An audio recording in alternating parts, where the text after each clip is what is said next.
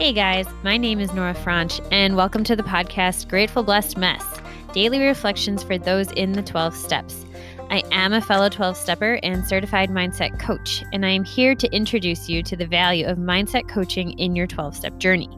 So if you feel like you are stuck in the steps, if you're slipping and sliding with your abstinence, mindset coaching may help you as it did me, and you can find me at CatholicMindsetCoaching.com. These episodes are meant to invite you in to consider the truths of 12-step wisdom and to join in the very real struggle of living them in action. I hope that it feels almost like a mini meeting, and I invite you to contribute your own share on the Grateful Blessedness Facebook group to keep the discussion going. My comments are based on my own experience, so feel free to take what you like and leave the rest. But my hope is to encourage you on your own daily 12-step journey. As they say, you cannot stay clean on yesterday's shower. So without further ado, let's begin.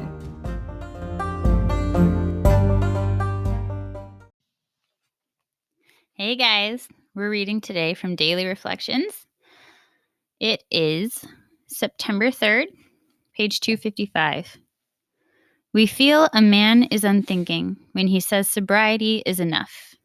That's from the Big Book of Alcoholics Anonymous, page 82. When I reflect on step 9, I see that physical sobriety must be enough for me. I need to remember the hopelessness I felt before I found sobriety and how I was willing to go to any lengths for it. Physical sobriety is not enough for those around me, however, since I must see that God's gift is used to build a new life for my family and loved ones. Just as importantly, I must be available to help others who want the AA way of life. I ask God to help me share the gift of sobriety so that its benefits may be shown to those I know and love. So I get a little confused by this statement, and maybe I should go back to the Big Book. I have it right here, and get the context around this sentence. We feel a man is unthinking when he says sobriety is enough. And so I'm just going to go for it for right now, but maybe I can find it. Sobriety is not enough. That's what I was thinking. The reflection seems to indicate sort of differently. So let me know what your thoughts are on that. I don't believe it's enough because I was someone who was, for all intents and purposes, a dry drunk for a very long time, what felt like forever. And that was a miserable place to be. It was miserable, and I was unhappy. And I think I was unhappy with the people around me. And I know what they were saying, how you have to share it. We share it because we are constantly fighting for our lives. But it's also a joy to share it. And so someone who says that sobriety is enough, I don't think there's joy there. I mean, it depends on where you are in your life. At first there is, for sure, because you're in such darkness and desolation in a bad place that anything would be better than that. And so abstinence for sure, or sobriety for sure, is a good place to start there. But then it's not enough.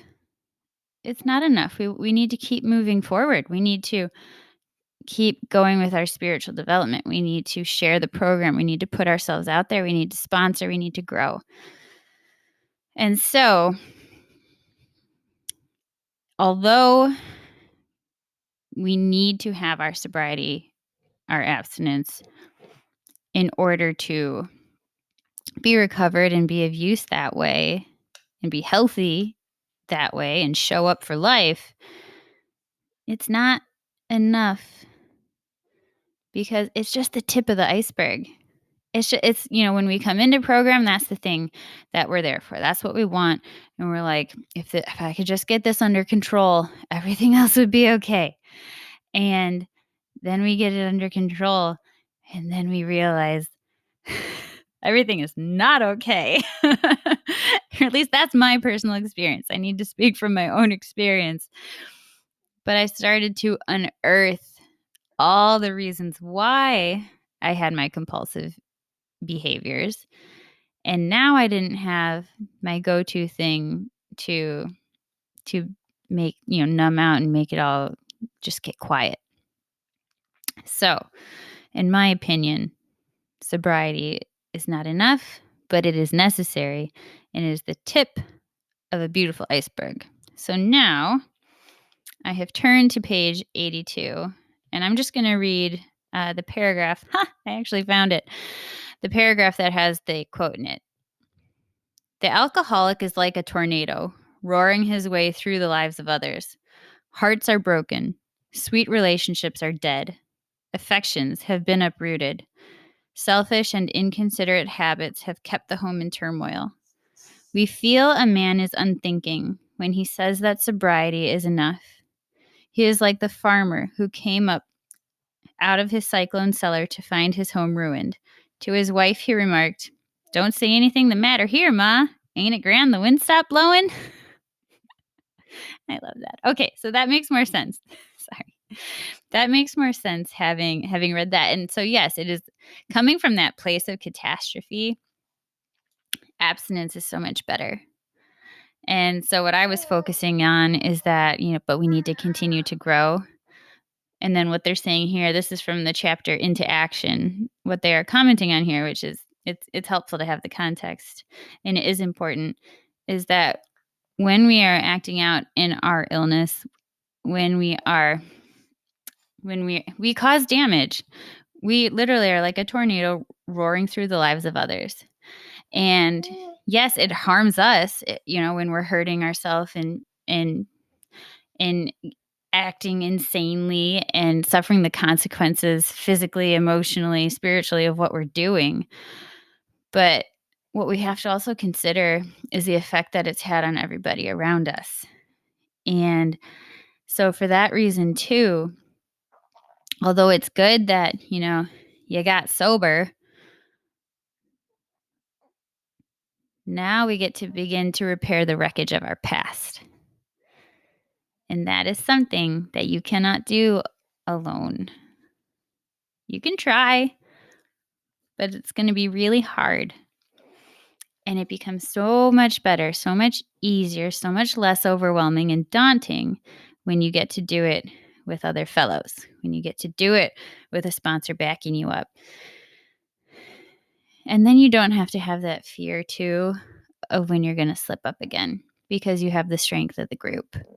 And so if any of this has spoken to you, just know that you're in the right place. Go to your meeting, talk to your sponsor, make an outreach call, and journal on what came up today. And if you have any thoughts you want to share, post them in the group. All right, hang in there. Love you all. With that, I pass.